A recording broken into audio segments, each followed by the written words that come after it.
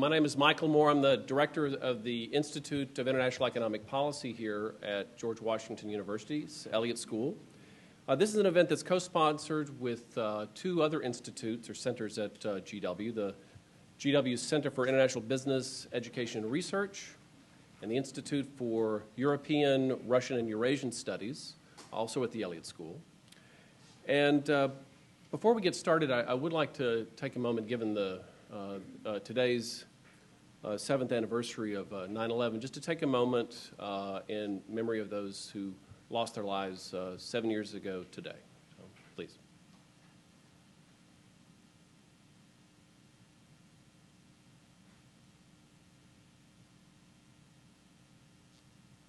All right, thank you.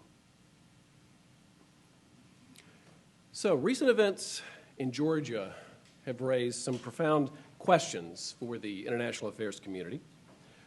Russia's relationships with the industrialized democracies of the West, the role of ethnicity within Russia and its neighbors, the future of democracy in the former Soviet world, the role of energy and national security and foreign policy, especially in Europe, which relies heavily on Russia for its energy supplies, and also the very future of NATO. The bewildering nature of these issues makes me personally want to take an aspirin and just go to bed. I can think of few issues that are as complicated as the one we're going to be talking about today. So instead of taking to bed, we decided to invite an outstanding group of people, experts, to talk about these issues. So let me just introduce these in order of their speaking. And we'll have first about a 7-minute presentation for each of the panelists, and then plenty of time until 2 o'clock for question and answers from the audience. So we're going to try and keep things short in the beginning, and so we can have lots of interaction with the audience. So speaking first is Hope Harrison, who's director of GW's Institute for European, Russian, and Eurasian Studies, an associate professor of history and international affairs. She was director for European and Eurasian affairs at the National Security Council under President Clinton and George Bush. John McAdon is an MA candidate here at the Elliott School and lived and worked in Georgia as a Peace Corps volunteer and as a journalist from 2000 to 2006.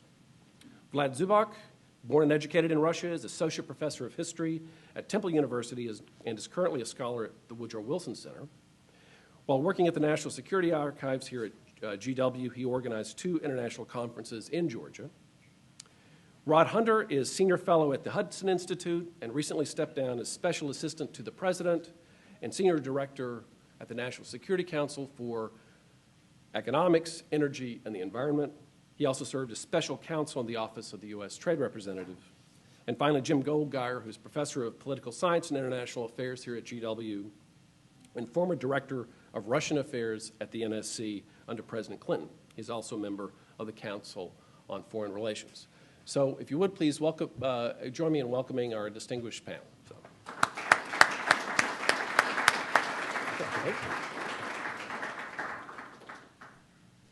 Thank you, and thank you, Mike, for being the inspiring idea behind having this panel. As you can see, there's a big response to your idea. So, Mike, thank you so much, and I'm honored to be on the panel with all of my colleagues.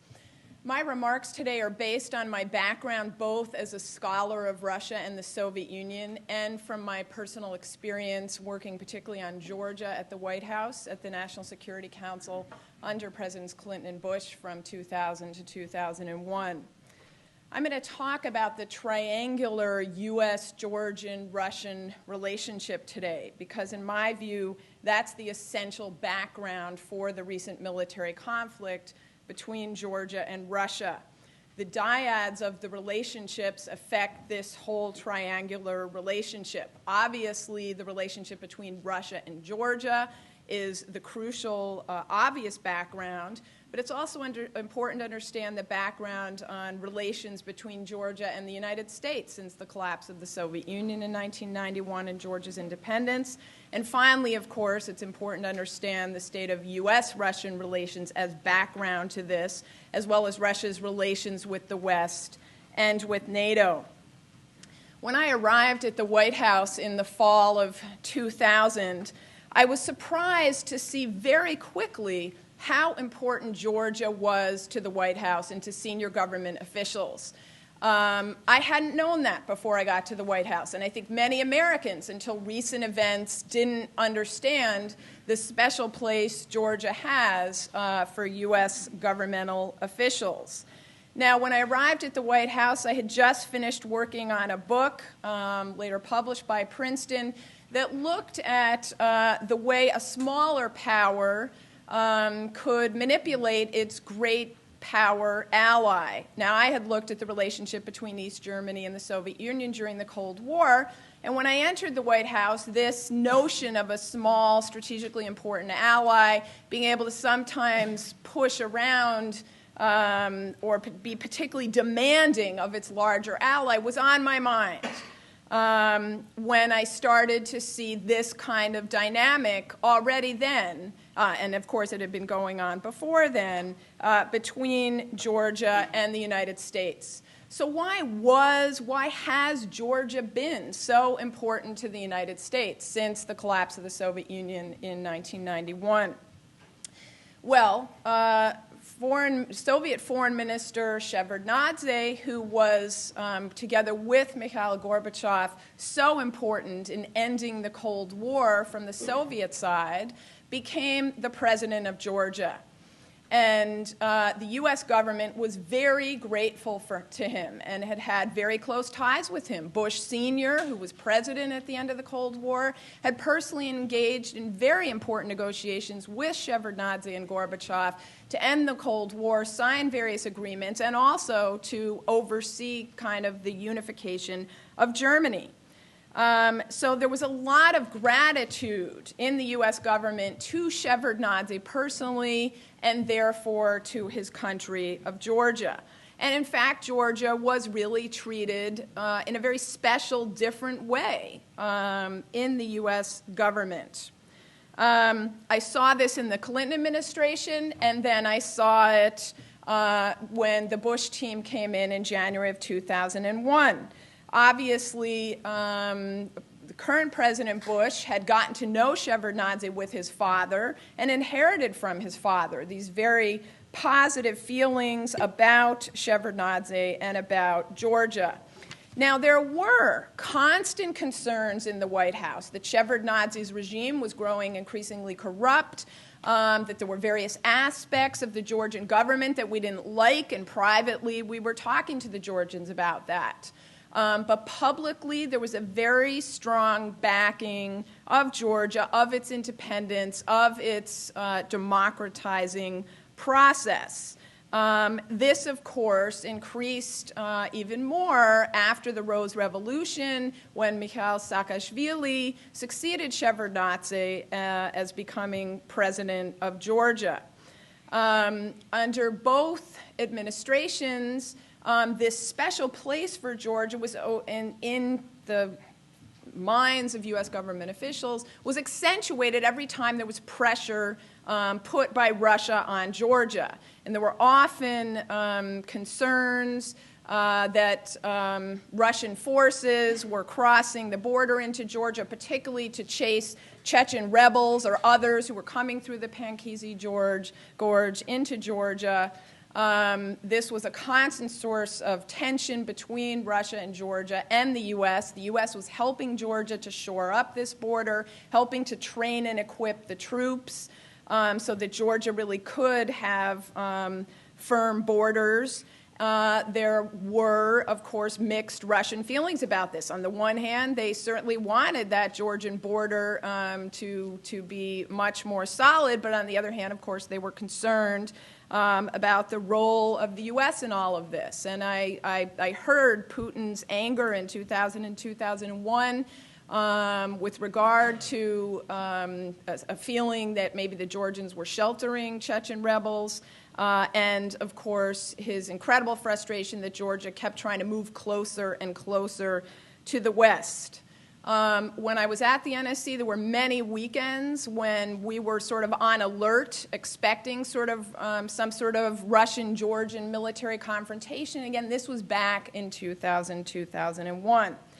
So sadly, when the events of last month happened between Georgia and Russia, I wasn't surprised. I had long expected this kind of powder keg of tensions between the two, exacerbated in the Russian view by Georgia's relations to the West, to kind of go over the line.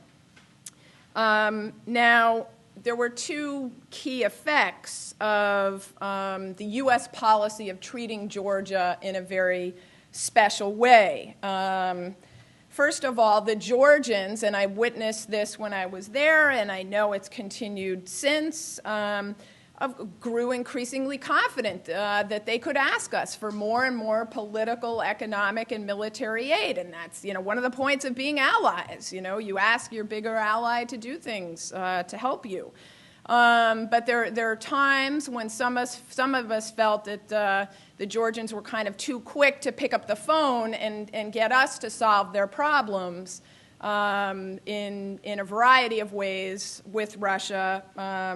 And this relationship between Georgia and Russia, to me, was an indication of the kind of relationship I've studied before, of a small, strategically important ally pushing its great power ally to give it more and more support in a situation when that could end up in a rather tense confrontation. And of course, the other effect other than Georgian increasing confidence was Russian increasing frustration with the nature of this relationship between Russia and Georgia.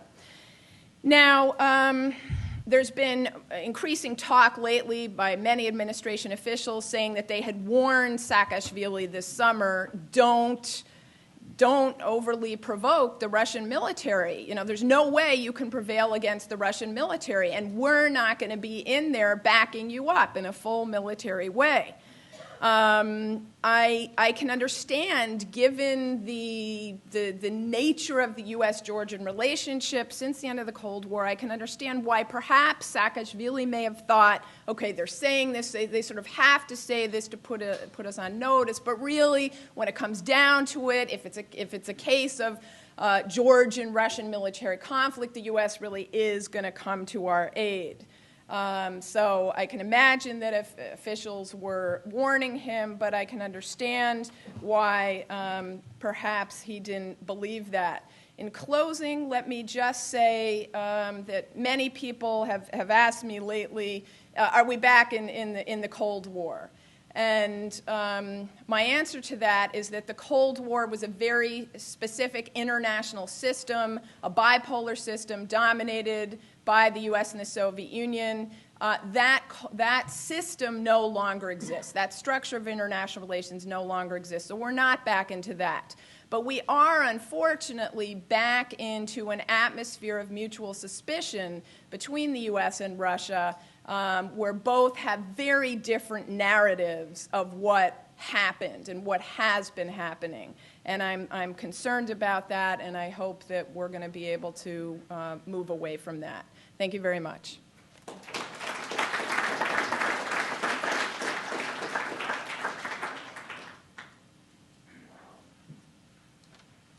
Thank you, Hope. And thank you, the other panelists, for being here today. It's my great pleasure to speak on such important subject matter. I'm coming at this conflict from a more personal standpoint. I had the unique opportunity of being in Georgia in 2003 as a Peace Corps volunteer when the Rose Revolution occurred, and stay for several more years after that to see how this new administration handled the problems that it inherited from the previous administrations, specifically South Ossetia and Abkhazia. I am going to speak mostly, give a cursory overview of some of the major events that have defined Russian-Georgian relations over the last 4 to 5 years, as well as speak on some of the interior politics in Russia, specifically how, in Georgia, how Georgians view the Saakashvili administration what kind of mandate Saakashvili has been given by his constituents. I'd like to begin in January of '04, when President Saakashvili first came to power. The very first time that Putin was mentioned by President Saakashvili was to criticize President Putin for not calling him and congratulating him on his recent victory. And I think this really laid the foundation for the relationship between these two presidents over the next several years. However, this did not mean that there was just a barrier between them. There was absolute room to negotiate within this new administration, as was evidenced several months later with the reintegration of the Jarrah region in spring of '04. In fact, Sergei Lavrov, the head of the Russian National Security Council, came down and personally escorted Aslan Abashidze out of the region in an effort to normalize the situation there and facilitate a smooth transition and reintegration back into Georgia.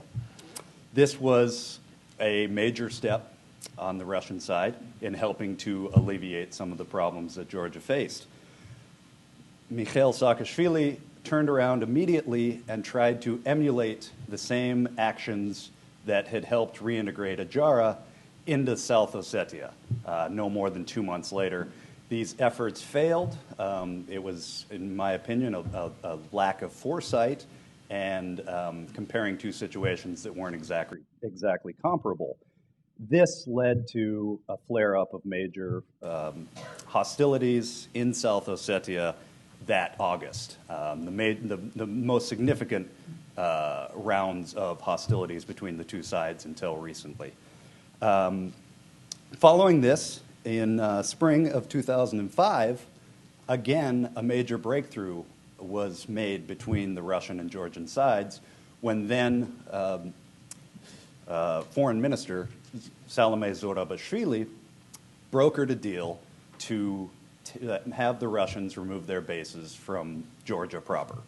This was a very difficult deal. This is something that Russia was using as leverage against Georgia, and the deal itself really helped in thawing relations and showing that both sides were willing to make compromises in order to facilitate stronger relations between the two sides.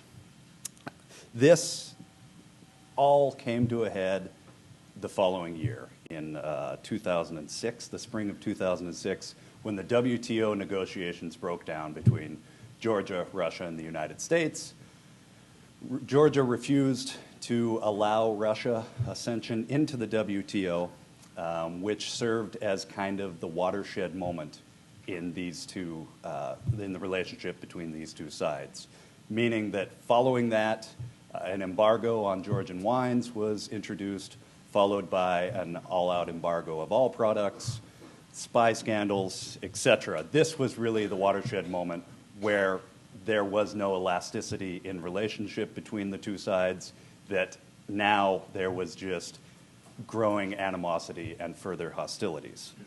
But whereas the relationship on the administrative level between the two sides was marked by these oscillations, the relationship on the ground between the average Georgian and the conception of Russia has remained stagnant, in the sense that the memories of colonialism and the fear that Russia wants to reintegrate Georgia into its sphere of influence and perhaps into its country proper is still very prevalent amongst the man on the street.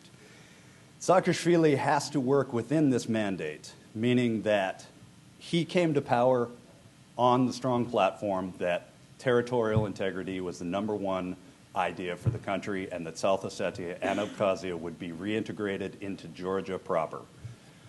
I would say that the average Georgian accepts this mandate, pushes for this mandate, and accepts the notion that reintegration must occur at all cost, meaning that forceful reintegration military intervention is actually an option.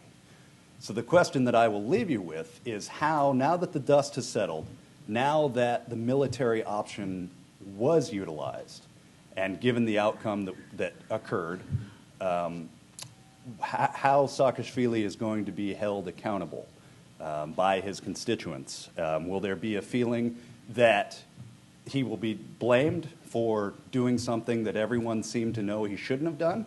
Will he be blamed for just his failure in reintegrating South Ossetia, or will the blame fall squarely on the Russians? And I think we'll only be able to start answering that question in the next coming weeks. So thank you very much.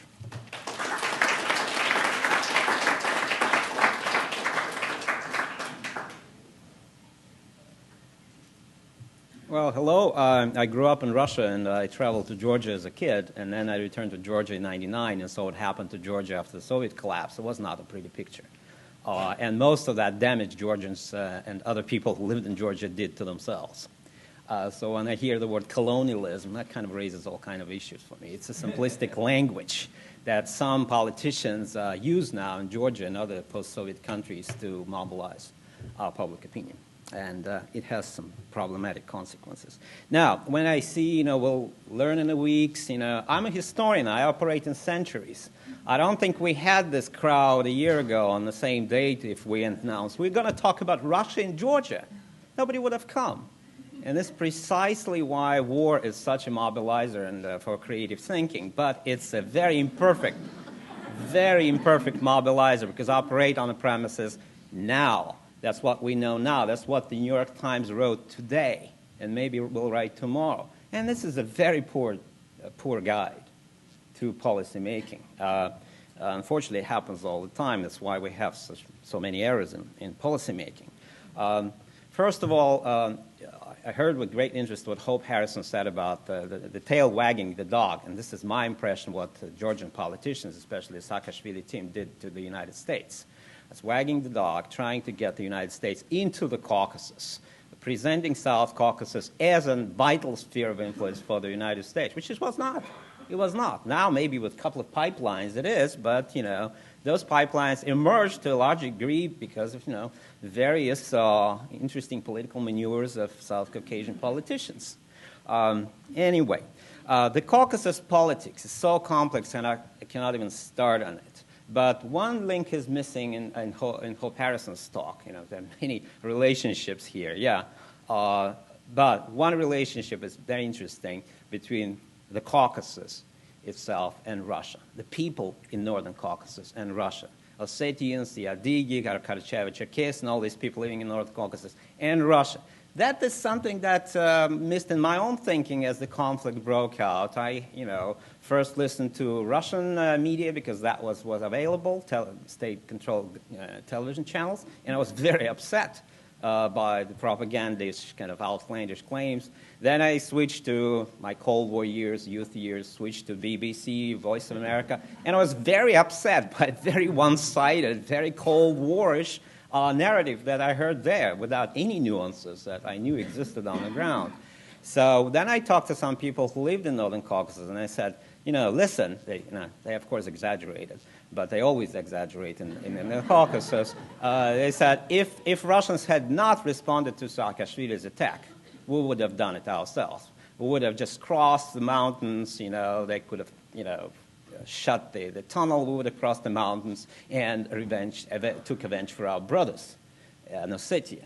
And it tells us something about, the politics there. Northern Caucasus used to be the Balkans of the Soviet Union. Now it's, the Balkans of whoever wants to take it. The question is why, as some Georgian friend of mine asked me why he was addressing me as a Russian at that time. Why are you Russians just cannot leave the Caucasus alone? And I was silent for a moment and looked at him. Do you really want us to leave the Caucasus alone? Think carefully about it. Because in Georgian history, the worst enemy is making all these inroads, taking women, as into slavery and so, were people from Northern Caucasus. That was an old relationship between them. So this is something that is totally missing from the analysis I read in Western press, and we should look carefully into it. And that's what some remarks of the Russians, you could see Medvedev and Putin almost plaintively said, but if we hadn't done that, what would the Northern Caucasians have said to us? And usually, okay, come on, it's an authoritarian regime, who cares about these North Caucasians? No, you care, because Russia got into Caucasus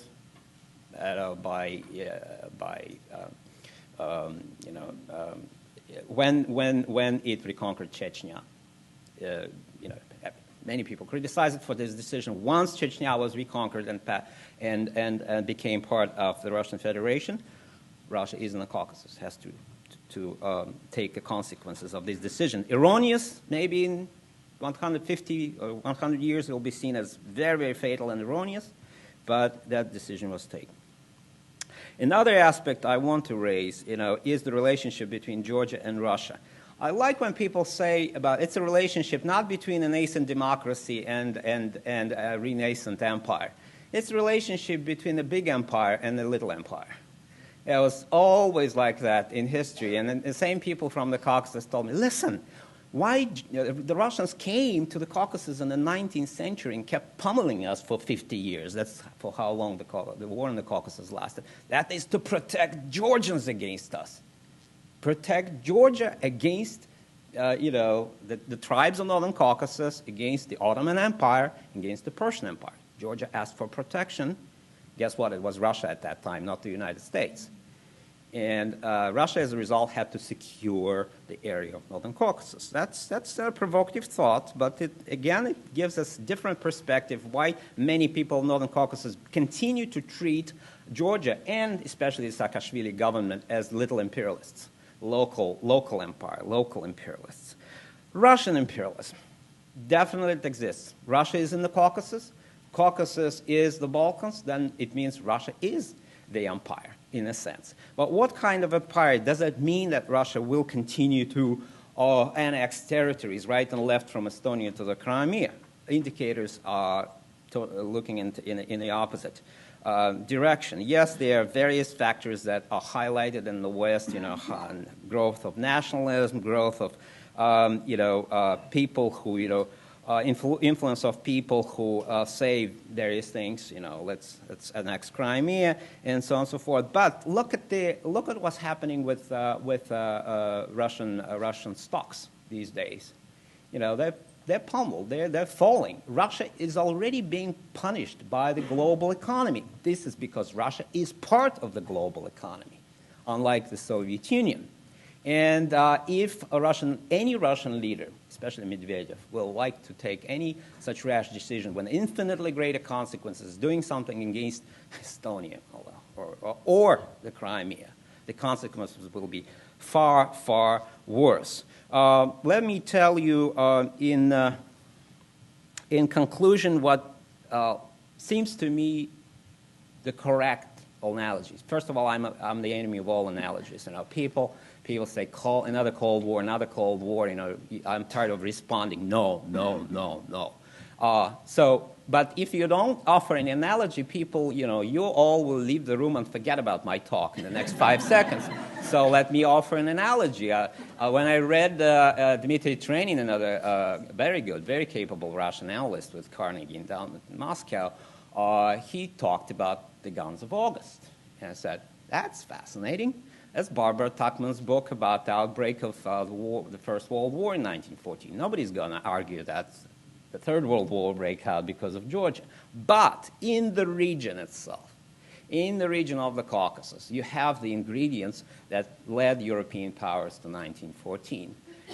You have a little empire and a big empire, like in the old days, Serbia and the Austria-Hungary. You have a combination of pride on Georgian side and the Russian side, the newfound pride, arrogance, memories of the past grievances, all the ingredients for disastrous international chemistry.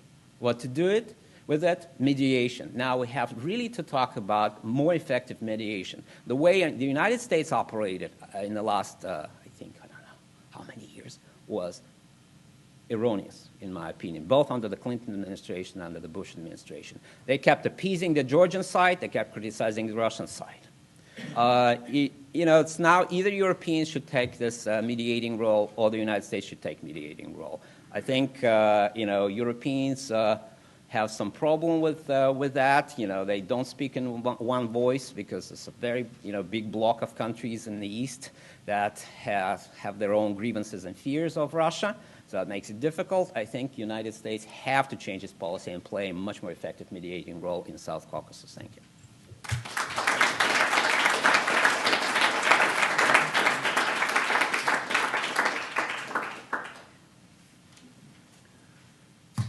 My task was to talk about the economic response, economic sanctions. I won't go into the moral origins and who was right and who struck whom first and so on. But clearly Russia did invade, and that's something which we don't normally condone without justification.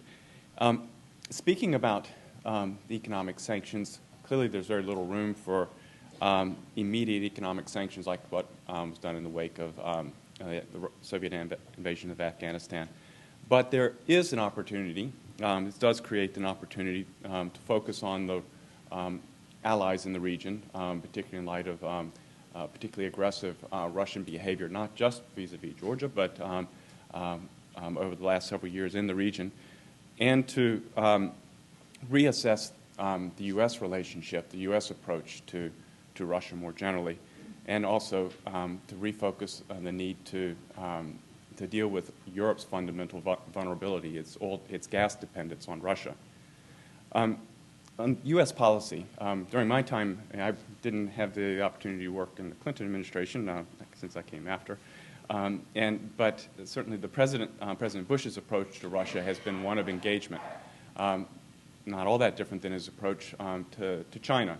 We have issues of conflict, but his approach in almost every instance was to try to enmesh, try to draw Russia into the international system. And that's meant expanding and formalizing Russia's role in the G8. There were possibilities as a G8, sublimating what was previously the main vehicle, the G7. Trying to draw Russia into the WTO, and we had, can't tell you how many long and painful discussions with the Russians over agricultural restrictions, SBS restrictions, things like that, where almost always the final result was to come down on the Russian side in order to try to clear the way for the negotiations to go forward, at least in our bilateral deal. Similarly, the administration has supported Russia's negotiations with the OECD. Of course, it's a longer-term process. But the President's approach from time and time again has been to try to draw Russia into the international system, the hope being that Russia, by being part of the system, will see the benefits of being a good global citizen, and indeed there have been benefits that we've gotten, particularly in some of the cooperation on security issues. But as the price of oil, the price of natural gas has risen, as Putin has strengthened his power, of course, Russia has become a much more difficult international partner to deal with. And in this case, the administration's response has basically boiled down to expressing displeasure, then some symbolic reactions, such as withdrawing the 123 agreement. This is the nuclear agreement that was announced with great fanfare in the spring.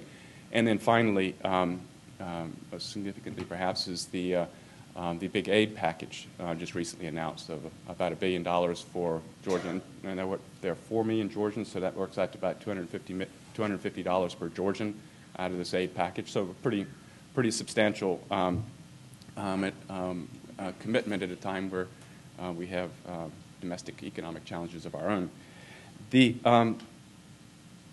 In this context, though, what sort of sanctions are feasible? No, as I mentioned, it's implausible that we're going to do a major economic sanctions, cut off trade, those sorts of things. And I think that the administration may consider other more or less symbolic steps beyond the 123 agreement withdrawal, for example, stopping the negotiations on a bilateral investment treaty, and stopping other forms of cooperation. But those are mostly symbolic things, and which were already going very slowly. The support for allies, in addition, in the region, in addition to this aid package, which is, of course, very important and sends a message of its own, not just to the Russians but others in the region, we should probably be thinking also about trade agreement opportunities. The Georgians have asked for a free trade agreement. Now, why we wouldn't want to do a free trade agreement with the Georgians, I'm not quite sure I understand. I mean, it seems to me like a perfectly sensible idea, and the important thing about a trade agreement is it's not simply that the increased trade that flows, but these are our trade agreements, since they're so detailed, are essentially microeconomic reform packages for countries. So that would seem to be a useful step. But more importantly, I think that it's an opportunity to reassess the broader relationship with Russia, whether the strategy of always engaging Russia, always drawing Russia in is the appropriate strategy. Now, the two presidential candidates have at least tonally different approaches. I think probably more than just tonally different. Senator McCain famously said that when he looked in the eyes of Putin, he saw K, G, and a B. Which is very different than of course, President Bush's famous line. Senator McCain had announced long before these events, the recent month or so, had announced his suggestion of kicking Russia out of the G8. Now, that as a practical matter is not really feasible because the Europeans would be terrified of that idea. And it's kind of hard to imagine, if we decide not to go to the G8, or the Europeans going to have it. Anyway, it would just be a mess. But there are other options. There are other options for restructuring this global international forum that the G8 represents. Because in fact, while it's called the G8, it's really not the G8 anymore. It's essentially become the G13. You have the G7 countries, pre-Russia, who do a lot of macroeconomic policy discussion together, do a lot of development discussion together. Russia's pretty much irrelevant for all of that. And Russia's involved in in a lot of the geopolitical discussions, but then the other stuff that the GA platform deals with is the stuff that involves the major emerging economies. And so at every one of the G8 meetings, we now include China, Brazil, India, South Africa, so that the G8 is gradually evolving into a different sort of organization. Perhaps we should be thinking about how we restructure it and whether, in fact, we downplay the role of Russia's prominence in this. Similarly, I think the WTO process for Russia is for some time to come on hold, not least Georgian concerns, and we, of course, have Jackson-Vanik, which is not likely to be repealed, waived. Similarly, the OECD discussions, given Russian behavior and given that the impact of, if you allow a country like Russia to join the OECD, then it also gets to join the International Energy Agency, which is the vehicle by which we do our coordinated drawdowns in international emergencies from oil reserves, strategic petroleum reserves. It's kind of hard to imagine why you would want the Russians in that sort of mechanism. But most fundamentally, it seems to me that this is a wake-up call for the importance of Europe to address its vulnerability on gas. Europe gets, 40% of its gas, natural gas, from Russia. I think a little bit less than that. Germany gets 40% from Russia, and plans within the next decade or so to get as much as 60%. The Russians have been very effective at using the gas spigot, usually in the winter, December, January, a time to turn it off to influence policies of neighbors. And in addition, the Russian entities, particularly Gazprom, has been trying to go downstream by buying assets, gas assets, other assets in the Western European market to expand their control. Now, these are entities that aren't normal private sector entities, but essentially entities of the state. And it seems that this would be particularly important for the Europeans to focus on development of new pipelines, such as the Nabucco pipeline, the expansion of LNG, liquid natural gas, because there, if you have LNG, you're not as dependent on the pipeline infrastructure and hence can draw from the international markets, which Russians can't manipulate. And then they're going to, this is of course a bit more controversial in Europe, but they may need to rethink their Kyoto plan, their climate change plans, because they do have coal, but the Europeans do have coal, but the natural gas, which is of course a popular alternative, they get principally from a national security threat. So thank you. Thanks.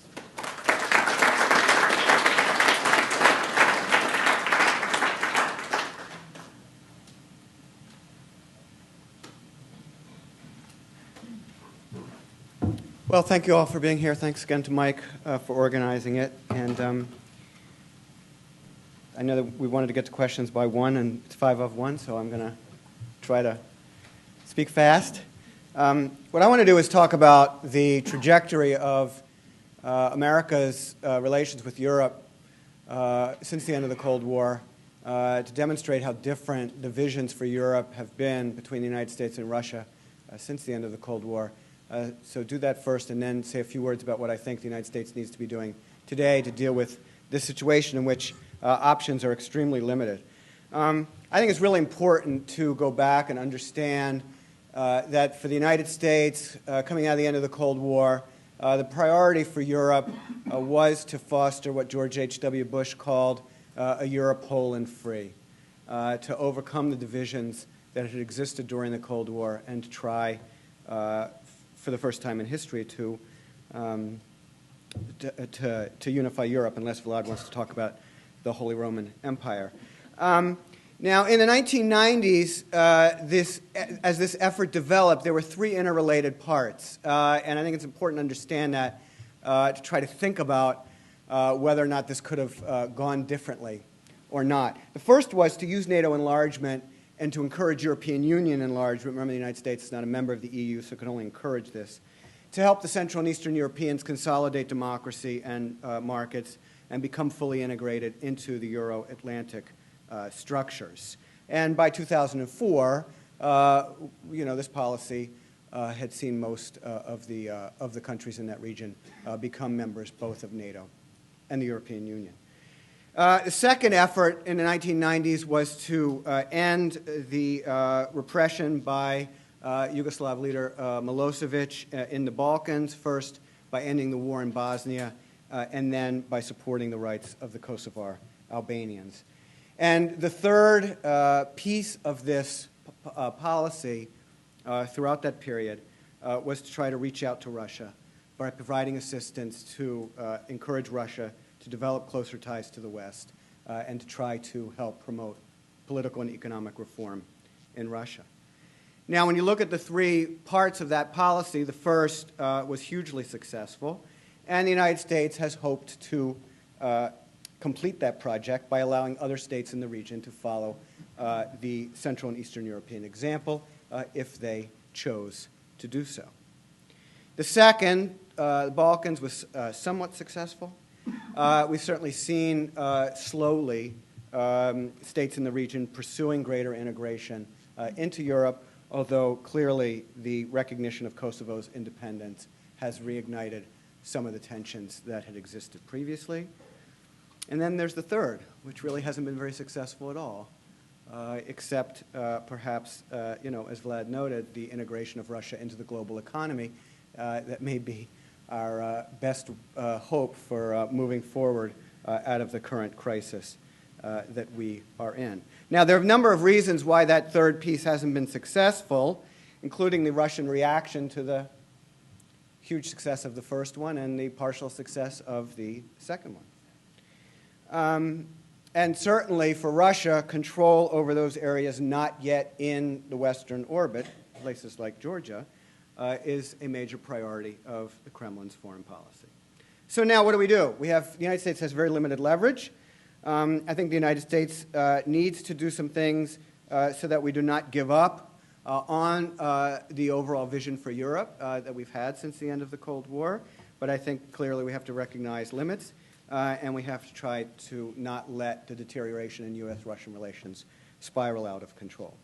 I would argue the first priority is to work with our European allies to try to forge a common position on how to deal with Russia. I think it was hugely important that Europe took the lead on the ceasefire, that Sarkozy was the one who signed the ceasefire with Medvedev. Important because it put the EU's reputation, and Sarkozy's reputation in particular, on the line in this conflict, and so they have a huge stake in how this turns out. And I would say that even though we've provided this or promised this $1 billion in assistance, that we should, as much as possible, in the rebuilding of the Georgian infrastructure, and I would stress primarily the civilian infrastructure, that the European Union take the lead on that.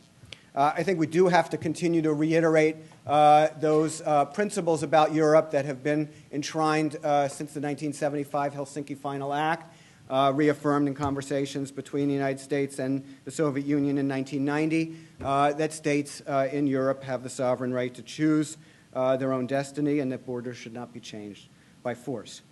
I think forging a common position with the Europeans does mean caution in the way we think about institutions like the G8 as well as NATO. I mean, Rod made the point, we could talk about kicking Russia out of the G8, but that's not going to be very helpful in terms of our relations with Europe. And I would say there, as he mentioned, there is a G7 structure, and one can easily just meet within the G7 structure without having any kind of formal move to kick Russia out of the G8. On NATO, we can't rule out future membership for Georgia and Ukraine in NATO. I think that this would make a mockery of the original 1949 Washington Treaty. That treaty, Article 10, says that NATO is open to any European state that can meet the criteria and contribute to alliance security. I don't think we should be in the business of saying which parts of Europe that applies to and which parts that does not apply to.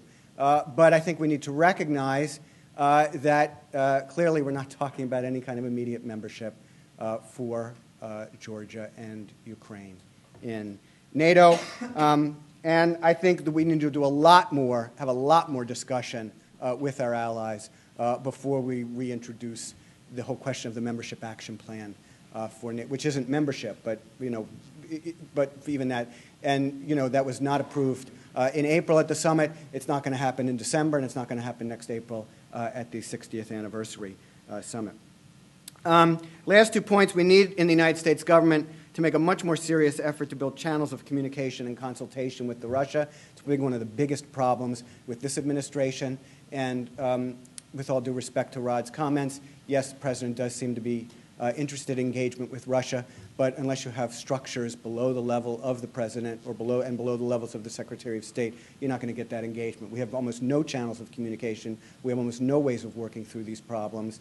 This administration was highly dismissive of the efforts of the previous administration and the Gore-Chernin Mirdan Commission, which was an overblown effort. We don't necessarily have to go back to that, but we need something. We need something. You can't, Condoleezza Rice and Sergei Lavrov can't have a conversation, and then nothing happens until the next time they have a conversation, and that's the situation that we have been in. And finally, the last point is that our most important national interest in the Caucasus is energy and maintaining and fostering alternative pipelines to those controlled by Russia is a core American interest. And I would just say, in response to Vlad's comments, since I was at the NSC when that multiple pipeline strategy was developed, that was not a case of the tail wagging the dog. That was a case in which the United States believed that fostering those alternative pipelines was an American interest and important for America's long-term American interests in the region and relations with those other countries. Thank you.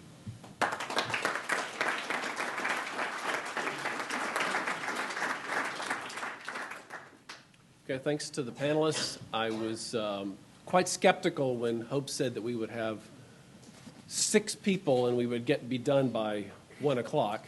And since we started at 12:15, I think that's a remarkable achievement of this group of people who have an enormous amount to say about this subject. I do want to take the prerogative of the chair, if you will, by asking Rod and Jim to to talk about one aspect of this.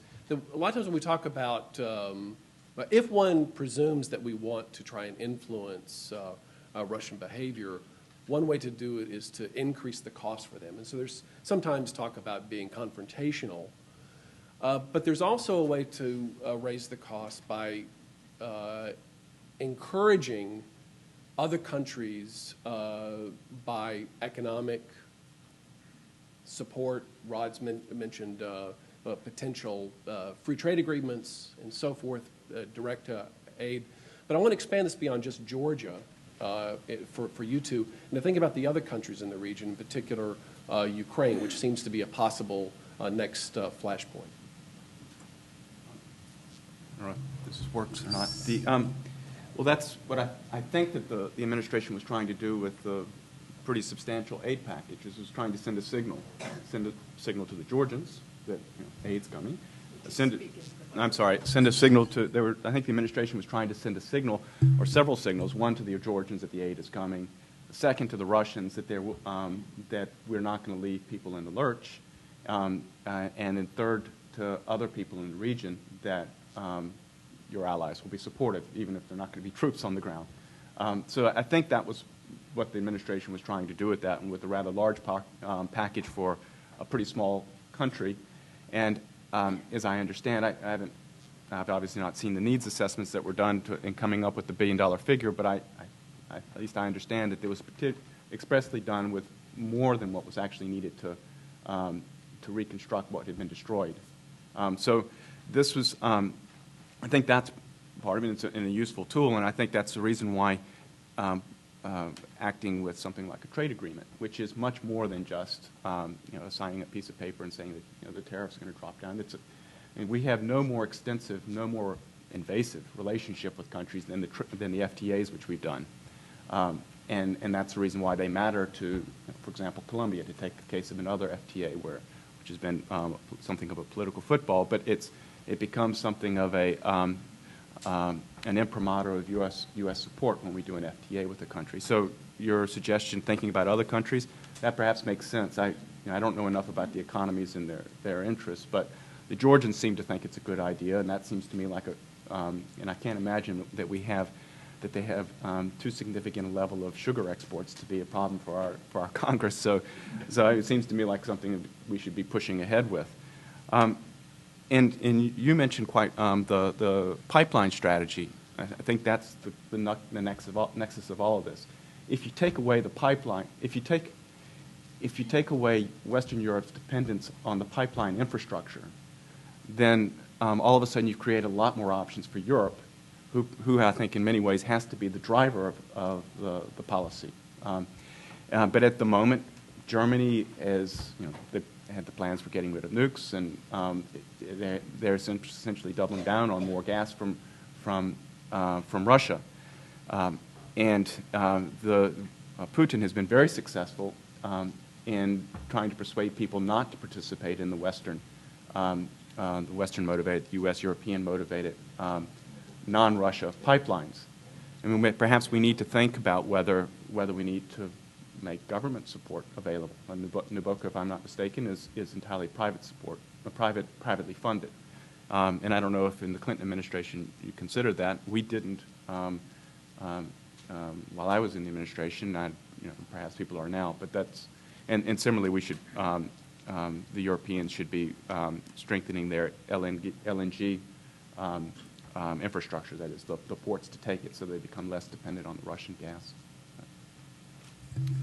Great, thanks. I would make 3 points. First of all, one other way that you can increase costs would be to actually have things in the U.S.-Russian relationship that were important to both sides, so that having, so that if you had problems in the relationship, each side would feel that it was worse off, and so that they would have a greater incentive to work more closely. I mean, Rod, mentioned some of these things, and the problem is that, they're not important enough to the Russians, right? I mean, the WTO membership or the 123 agreement, there's just what we have are steps that we can take that are symbolic, but that's one of the reasons why we need to try to find ways that we can build more substance in the U.S.-Russian relation.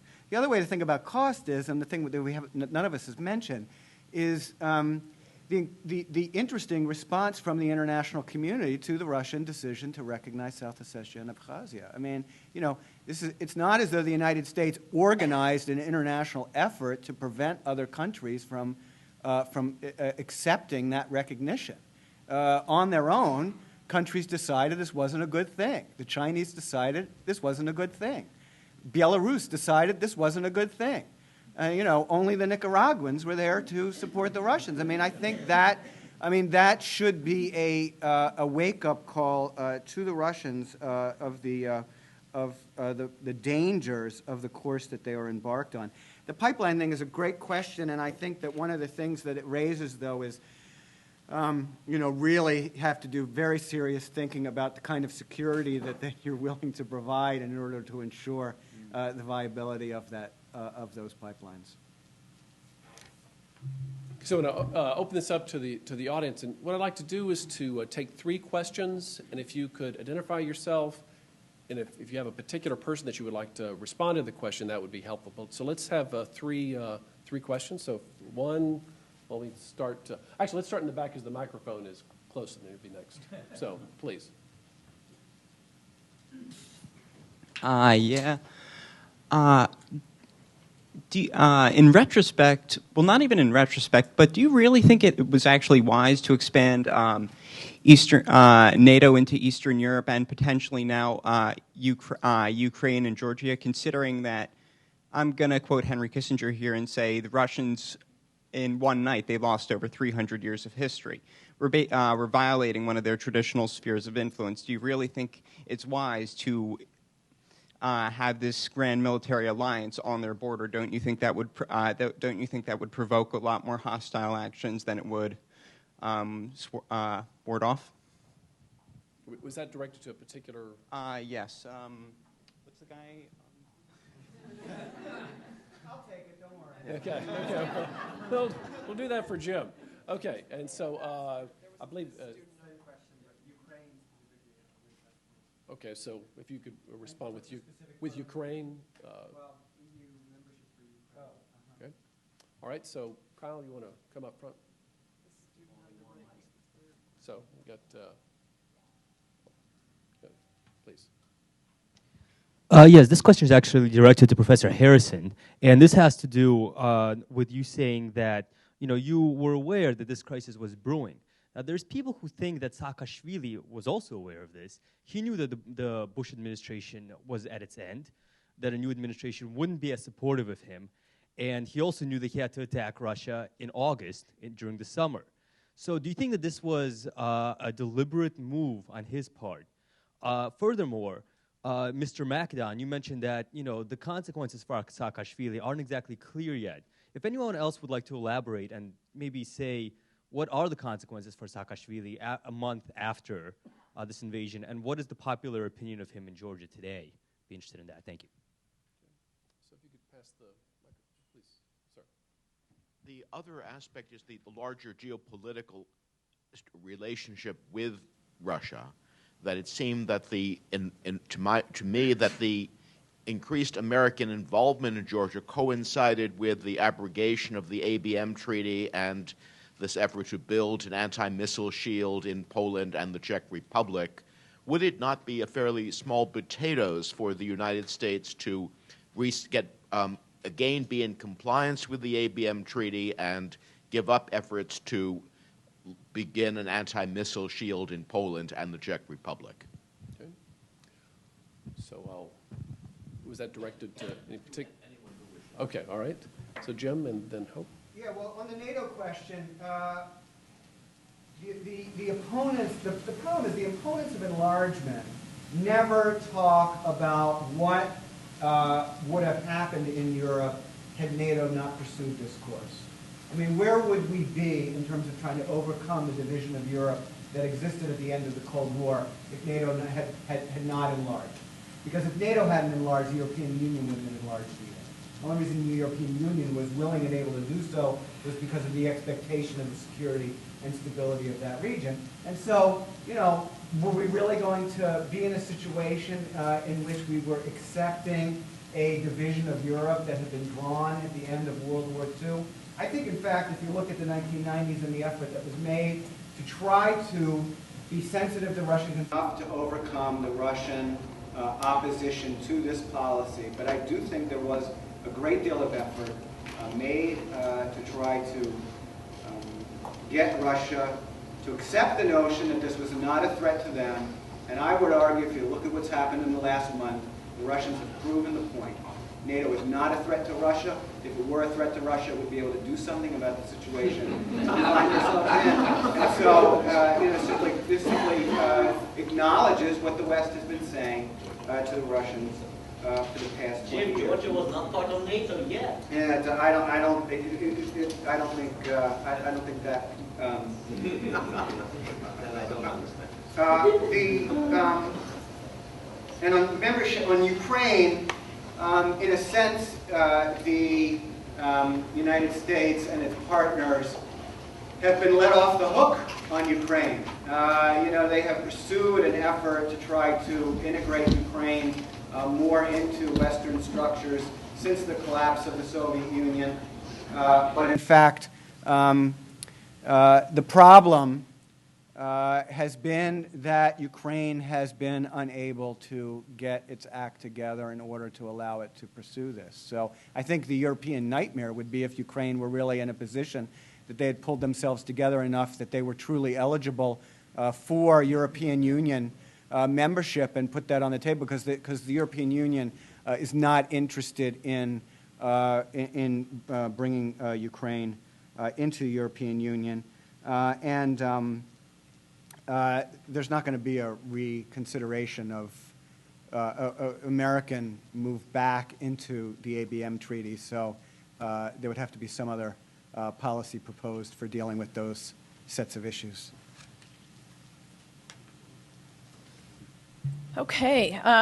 The question is, did Saakashvili plan this in advance? Because Bush is at the end of his term, it's summer, new administration may not be so supportive. I'm no longer privy to intelligence information, so I can't say for sure.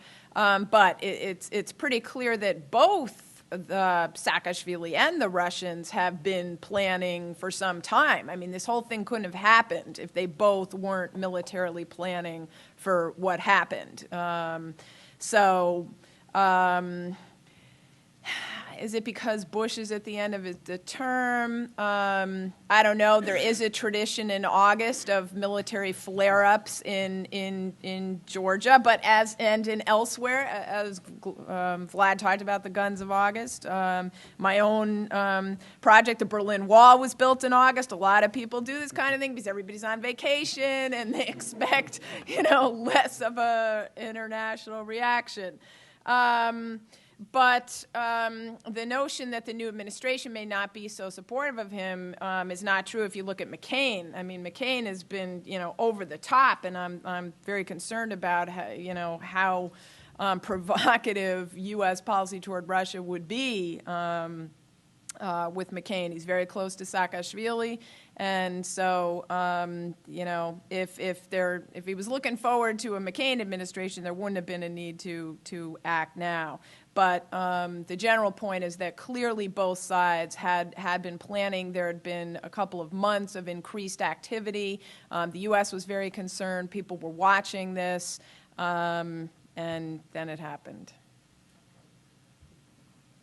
I'd like to add to that a little bit, too, because you do raise the question of what happens with Saakashvili. First of all, yeah, I'm not privy to intelligence either, but from what people tell me, well, first of all, Saakashvili has been successful in certain of his pursuits. I mean, the barge into the Kadori Gorge in Abkhazia, for all intents and purposes, was successful. It was provocative, but he was able to gain a certain amount of territory. In 2004, with this initial flare-up, Georgia proper gained some very important territory overlooking Screen Valley. And so he's been getting away with these things despite advice coming from the United States. And I'm very confident that the advice that he was getting in early August was, do not do this. He had a foreign minister named Irakli Okrashvili earlier who had come out and said, we will be celebrating the new year in Screenvali in 2007. Saakashvili has been dismissed, and I don't doubt that it had a certain amount to do with a stern talking to by officials in the U.S. administration sitting down and saying, look, this is just going to do, it's going to lead to exactly what we saw happen. And as far as how Saakashvili is going to fare, it's a difficult question. I think, for one thing, the average Georgian is not going to get a lot of information. The media outlets that they have are, for all intents and purposes, government-controlled. There's Rustavi. In November, the main opposition television station was destroyed, MD TV. It has since come back online under the supervision of a very pro-government individual. So I don't think that there's going to be a lot of information for which the average Georgian can draw from. And as far as the administration in the United States, I think that they have to support Saakashvili. I think that Georgia cannot handle another coup. There has never been a democratic transition of power in Georgia. And I think it's an imperative to make sure that that happens. So maybe Saakashvili comes out the winner because he's kind of helped solidify some of his some of his powers as president. So. Let me just add to that before we go to the next question. I think the next few months are going to be crucial, though, because I think in shoring up support for Saakashvili, it's going to depend how much of the aid coming in from the U.S. and others really gets put to work, and people in Georgia, their houses are reconstructed, they have food, the main transportation corridors were blocked off by the Russians. It's been a real urgent situation in Georgia, and if we go into the winter and things remain the same in sort of a dire situation of getting basic necessities and moving around, there may very well be increasing criticism of Saakashvili for putting them in this situation. And of course, he, for all practical purposes for the foreseeable future, he has lost South Ossetia and Abkhazia. No matter what the international community is saying about territorial integrity and all of this, the Russians are there and they are not leaving. And so he lost that. As I said before, I don't think we're not going back to an ABM world. The United States, did it mishandle the proposed deployment in Poland and the Czech Republic of the missiles? Yes. In a number of ways. It wasn't done through NATO. There had been consultations with the Russians, but clearly those weren't sufficient. Is that deployment in Poland and the Czech Republic a threat to Russia? No, I don't believe so. And I think the United States, on the missile defense issue, missile defense is an issue that politically in this country, it has been a very important issue for the Republican Party, and I expect it will remain so. But I do, if you look back, starting in 1992, to discuss, there were discussions between the United States and Russia at the time on cooperation on missile defense.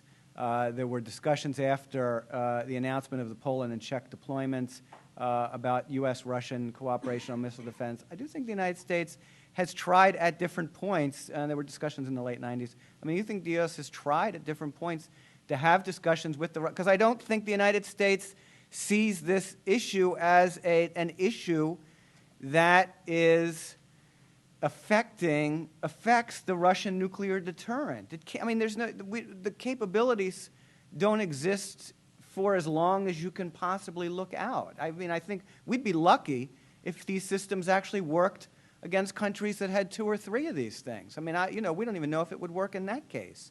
So, which then you can make a different argument about whether it's worth pursuing, given the uncertainties over that.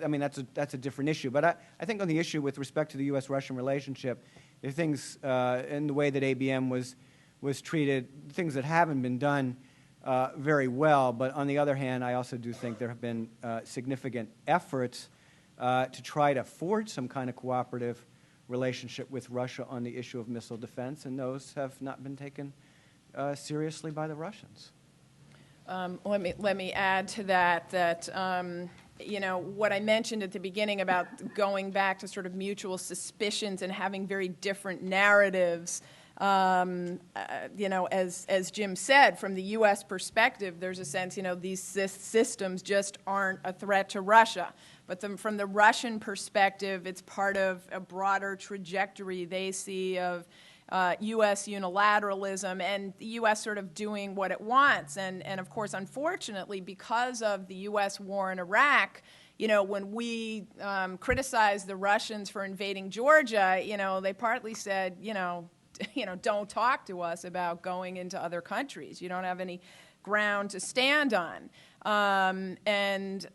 There's also an increasing sense, I think, of each side going for its national interests, and that for Putin, there's just an incredibly strong sense of wanting to secure sort of the area around Russia, you know, parts of the former empire. That, you know, as Jim was saying, we have so little leverage because, you know, compared to his desire to do that, there's sort of nothing we could threaten them with, in my view, that would matter more to him than you know, showing that Russia's back, Russia's going to defend its own interests. That's what the U.S. has been doing, and that's what Russia's going to do as well.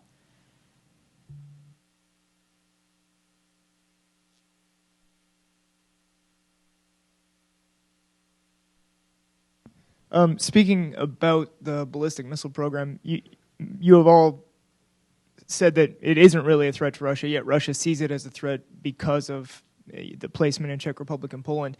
I wonder if anybody could specifically address the alternative proposal Putin had made to modernize the Gabala radar station in Azerbaijan and place a missile system in Turkey. It would seem, since this isn't intended to be a threat to Russia, would that not be, as you said, an opportunity to create more engagement with the Russian government and the Russian military infrastructure, and furthermore to have a strategic base located in Azerbaijan, which is obviously bordering Iran and strategically relevant? Could anybody address why that proposal didn't go further? I know we sent a military envoy there to check the status of the station, and they said it could be modernized, and Russia said they were willing to provide money. So I just was wondering if anybody could give more insight on that.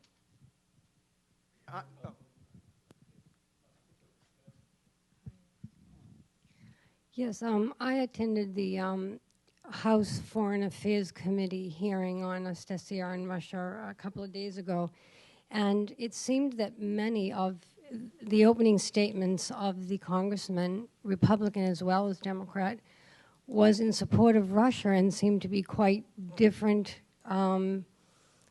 They were talking about how important our relationship was Russia, and that seemed to be the focus of their opening statements. And they seem to be in conflict with what the administration is doing. I was wondering if someone could speak about that.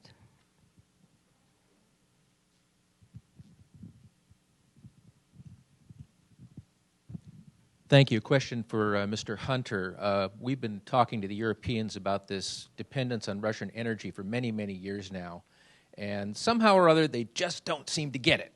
They don't see the situation the same way that we do. So why is that? Why don't the Europeans, you know, perceive the security threat that we do from this economic dependence on Russian energy? And related to that question, if these pipelines through Georgia are indeed a significant solution to that problem, why haven't the Europeans been as excited about those pipelines as we have? Again, I don't get the sense that they're as enthusiastic about that option as we are. Thank you.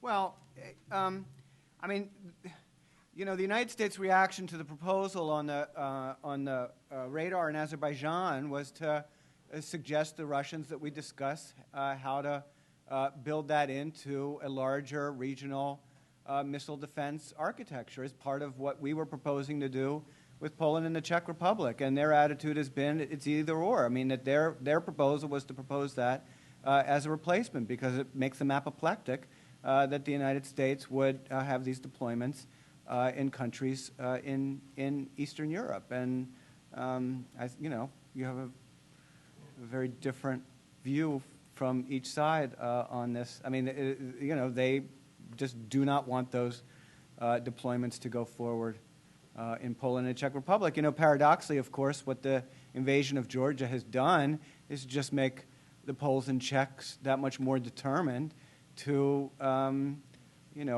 gain whatever reassurances they can that their allies are prepared to come to their defense. Those proposed deployments were highly controversial when they were first announced. I mean, most people in Poland and the Czech Republic weren't exactly itching to have, this, I mean, they got better things to do than to worry about whether or not their countries can be, part of some American missile defense architecture. But, views have changed considerably given the way that Russia's behaved. Comments about the House committees?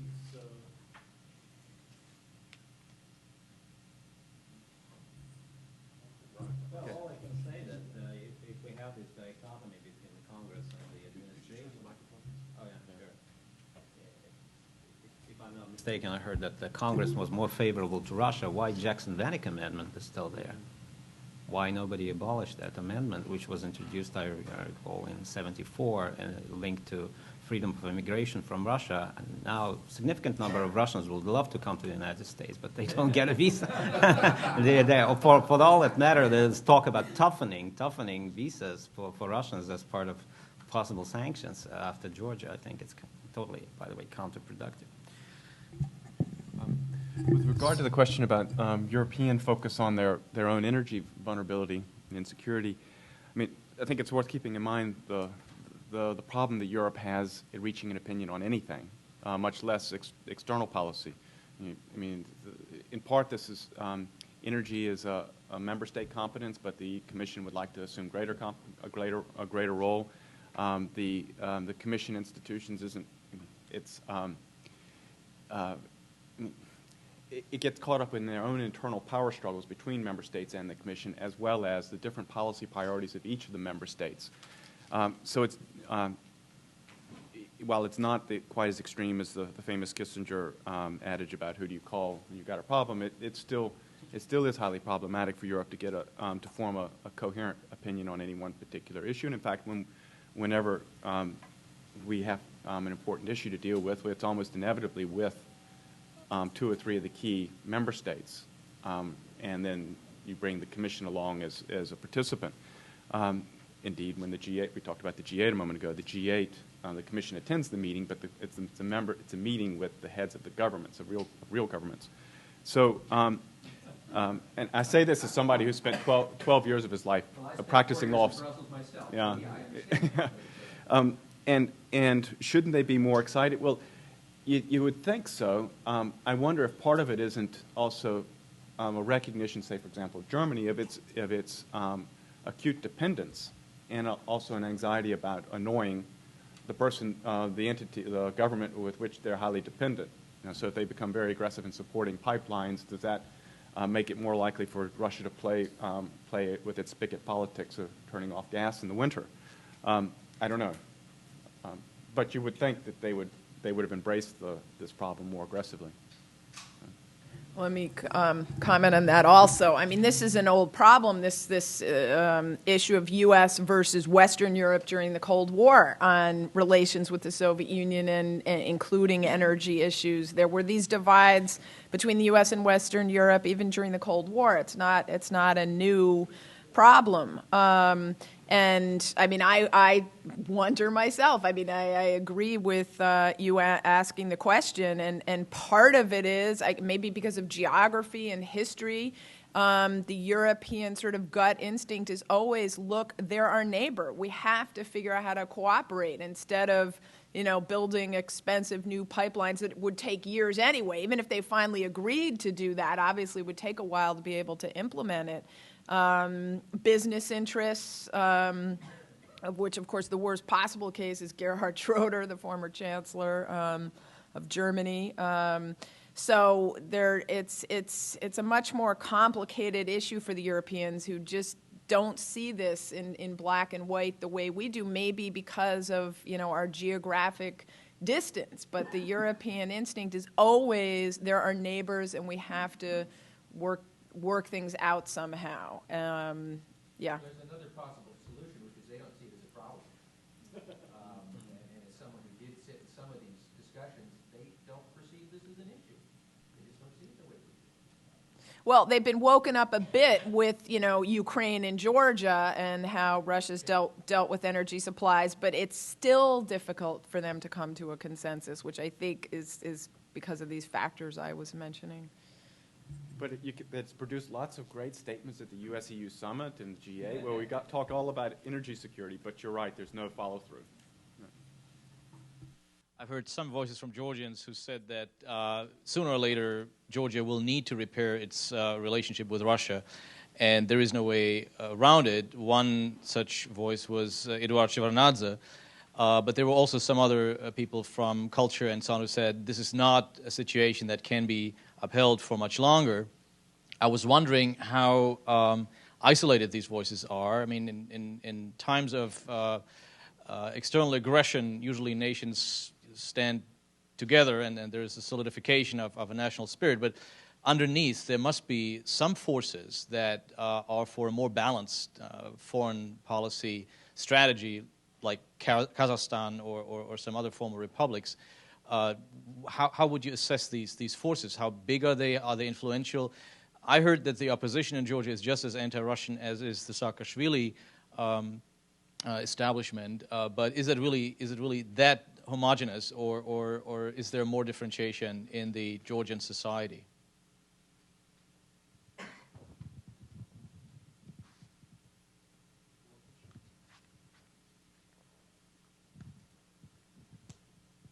Thank you. Thank you to all the panelists. There have been a couple events around the city this week, and this has certainly been one of the most interesting and diverse panels, so thank you for all your insights. This question is for Mr. Zubak. In the last couple of weeks, President Medvedev has made comments that, unfortunately, the United States and the West still don't understand Russian motives for the way that they acted in Georgia. And to think that they were just responding to the protection of their peacekeepers, as they claim, would certainly be naive. So without going into too much detail, I'm wondering if you can comment on what President Medvedev may be referring to. Is it the diplomatic actions or the lack thereof of the U.S. and Europe in the last 8 to 10 years, or is it something else? Thank you.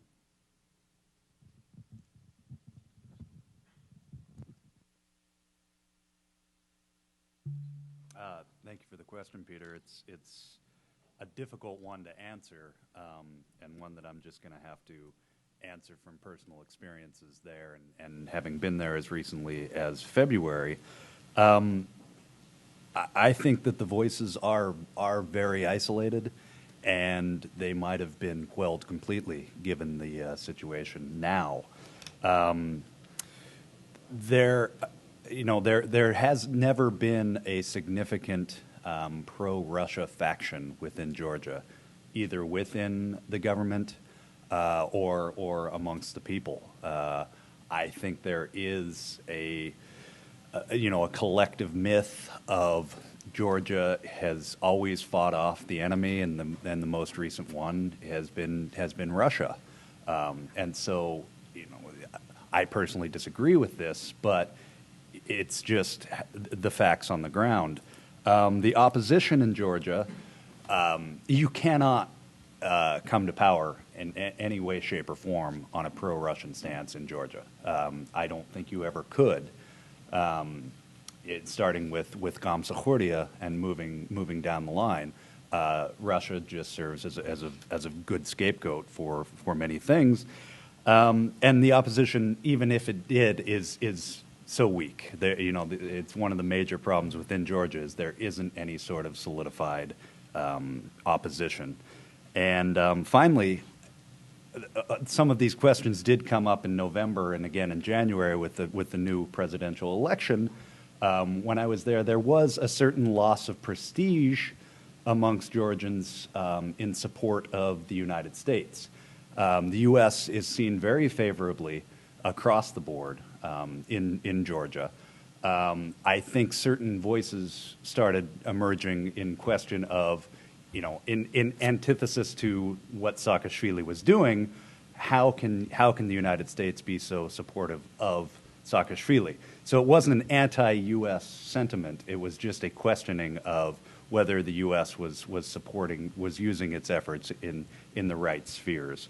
But as far as a cry for more negotiations, more leeway in dealing with the neighbor to the north, in the wake of the ban of Georgian products and these things, I think it's a strong consensus throughout the country that we shouldn't and we can't deal with Russia.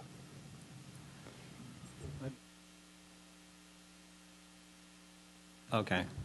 Well, what's interesting that even a year ago, some Russian publications trying to, for instance, in Russia in the Global World, Sergei Markedonov wrote an interesting article trying to find a common ground between Georgia and Russia. By the way, with 1 million Georgians living in Russia, primarily in Moscow and St. Petersburg, and the huge influence of Georgian culture on Russian culture and vice versa, it's kind of an inescapable question how to find reconciliation between the two countries. Ironically, and I may be terribly politically incorrect and wrong as saying it now, that the fact that prevented it on the Georgian side was this popular expectation that here comes Saakashvili with the help of Americans, he would miraculously retrieve these territories. Now, as these territories, and here I agree with Hope Harrison, are lost, probably forever for Georgia, who knows, but they look lost now.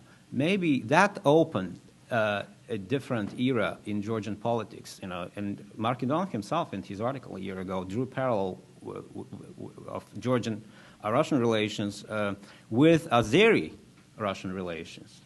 When Russia supported Armenia in a conflict over Nagorno-Karabakh at some point, it appeared that the relationship between Azerbaijan and Russia could not be repaired. But, once Azerbaijan accepted the loss of Nagorno-Karabakh, those relationships began to change, and they became quite favorable. On Medvedev, I'm not a criminologist, and he's a relatively young man trying to find his voice. He's surrounded by old-timers, and the discourse in the Kremlin, well, since Primakov time in 1998, was we're living in a multipolar world, and the United States should not command, should not tell us what to do. I think in Medvedev's case, he was sincerely outraged at first, maybe under Putin's influence, that he perceived it as a Georgian attack at Russian peacekeepers. And he was even further outraged by the fact that the entire world media began to cry wolf pointing at Russia, not at Saakashvili. It was a very emotional reaction. A number of Russian observers on radio and Russian newspapers commented on the emotionality of that reaction by Medvedev. What he means that the West did not, still doesn't get it, doesn't understand it. There are many obvious things. Expansion of NATO, the fact that Russian voice was systematically ignored, the case of Kosovo, and the fact that the United States and Europe, NATO countries, ignored the United Nations and the Russian position on the recognition of Kosovo. So all these things, I think, matter. But primarily for Medvedev, it's now important to prove his stuff. And indeed, if you look at the polls, his popularity slowly began to creep up. At first, everybody took him as Putin's shadow. During that war and after that war, his popularity began to slowly grow up. I don't know how it will continue or not. Hello, my name is Dana Walter, and I'm a Return Peace Corps volunteer from Ukraine as of this May. I'm very concerned with the situation because this question is directed at John Macedon as well as Vladislav Zubuk, but any panelists are welcome to answer if you feel that you have some experience in this area. I'm greatly concerned with the situation in Georgia because it is so close in proximity to Ukraine, and I'm wondering, as Russia feels increasingly threatened with the growth of NATO and the EU, how likely is it, the possibility that Russia will take this as an opportunity to invade Ukraine or enter Ukraine at some point in the near future, looking at the fact that eastern Ukraine is very pro-Russia and the country is politically divided, the east being pro-Russian and the west, of course, still being very excited about its recent independence. So if you could please shed some light on this for me, please.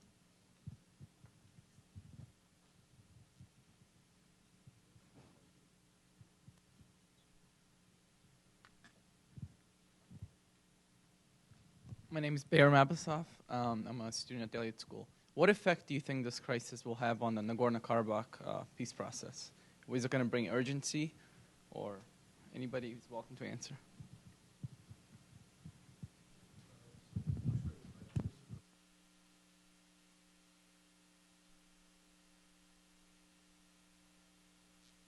I also want to, because Al never got his question addressed about Europe and lack of military. And I think, what'll be interesting to see is whether or not over time, I mean, a lot depends on whether this is an isolated incident or part of a larger pattern in Russian behavior in the region. I mean, this could serve as a wake-up call to Europeans who thought they had put all this kind of thing behind them and could move on into their postmodern world.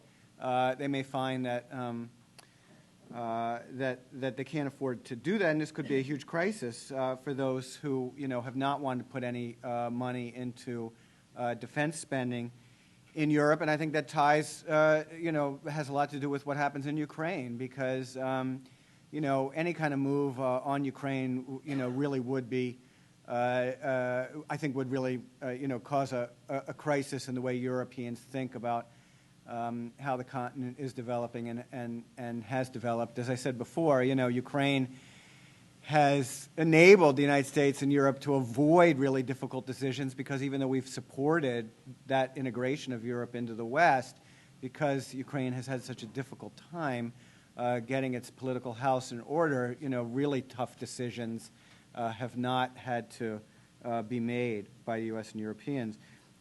This comparison, I mean, the one thing you certainly can acknowledge that the Russians did make very clear on the when it came to the recognition of Kosovo's independence, that they would react by recognizing the independence of South Ossetia and Abkhazia. So, I mean, they certainly did lay out very clearly what their response would be, as they did with respect to their reaction to the proposal for membership action plan in NATO for Georgia. So.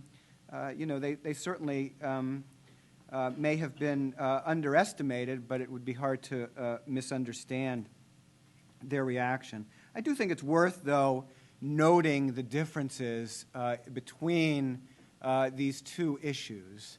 In terms of, yes, did the United States and its European allies go to war in order to I mean, they didn't go to war in order to produce the independence of Kosovo, although it was clear that that would be the eventual result. But I think no matter what you think of the initial move by Saakashvili in this crisis, I don't think you can really compare it to what Milosevic was doing to peoples in the Balkans. And if you look at the different ways in which the wars were carried out, although there were unfortunately civilian casualties in the Kosovo War, and of course that military campaign was carried to the capital of Serbia.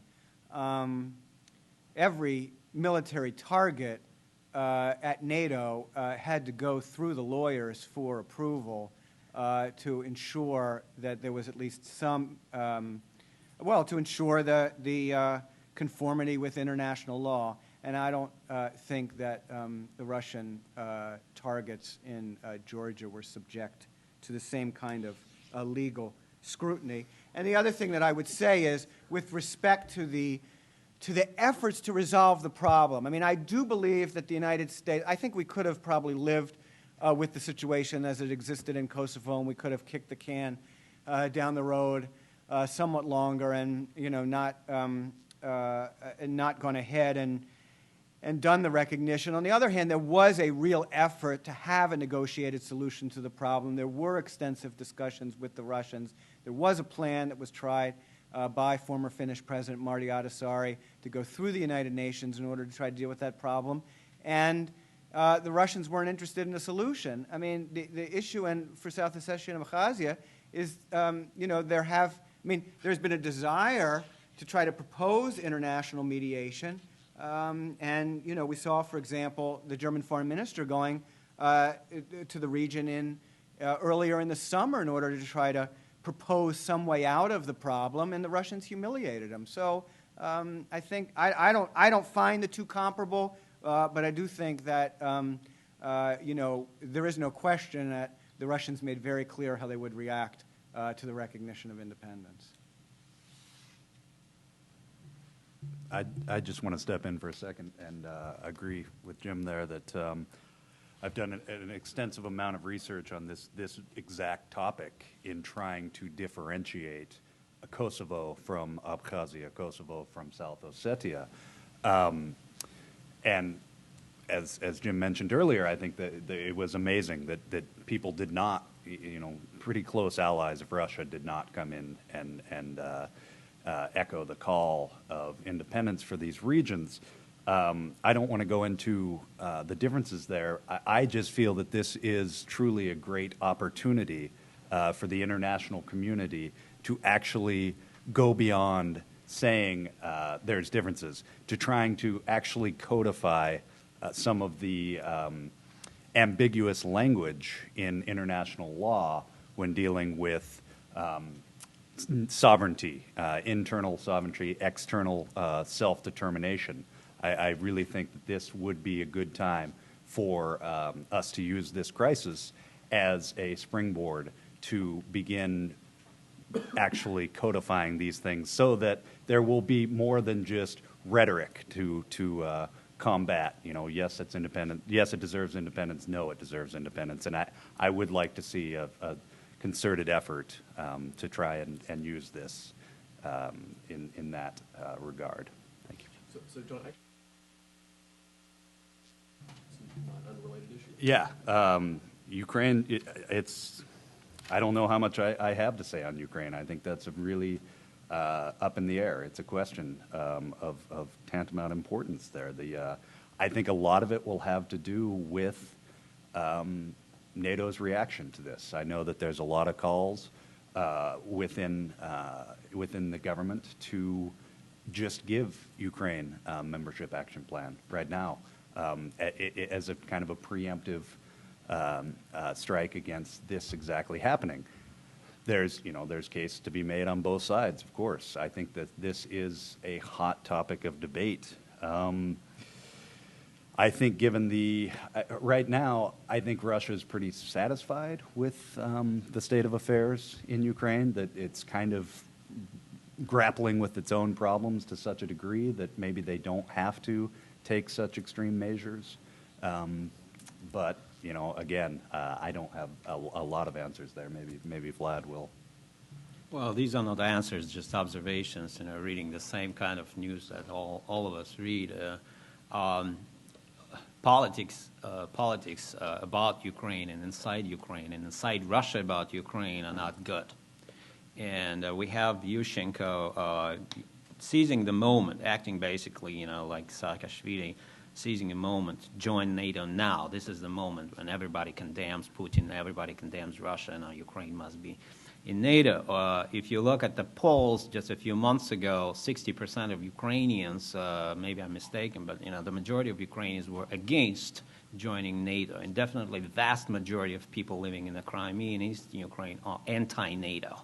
How active this position, I don't know. It's hard to measure. It may have changed after recent events, but that's what the data said. Now, the Black Sea Fleet might be a very dangerous fuse to a crisis. The treaty unfortunately, is in existence on it. And although Yuri Dubinin, Russian ambassador in Ukraine at that time when it was negotiated, told a hair-raising story how it was negotiated at the time, but it lasts, fortunately for all of us, until 2017. So we have 9 years to think about it. But you can, one thing to add on the optimistic side, or maybe two things to add on the optimistic side. First, who is the main contender now in Ukraine? Who might replace Yushchenko or Madame Tymoshenko? She sounds right now almost pro-Kremlin, but boy, she's a good partner for Mr. Putin and Mr. Medvedev. She's a very smart politician, and if she becomes the president of Ukraine, I will not bet on who will outfox whom, Putin, Tymoshenko, or the other way around. Another thing that is for sort of against secessionist plans is all I heard about from Ukrainian friends who are successful in business, Renat Akhmetov and other millionaires and billionaires in eastern Ukraine, they don't want to be part of Russia. They don't want to be like subordinates to Gazprom. They want to have their independence and eat it and have their profits as well. So these are forces that will not be on the side of secessionists, whoever they may be.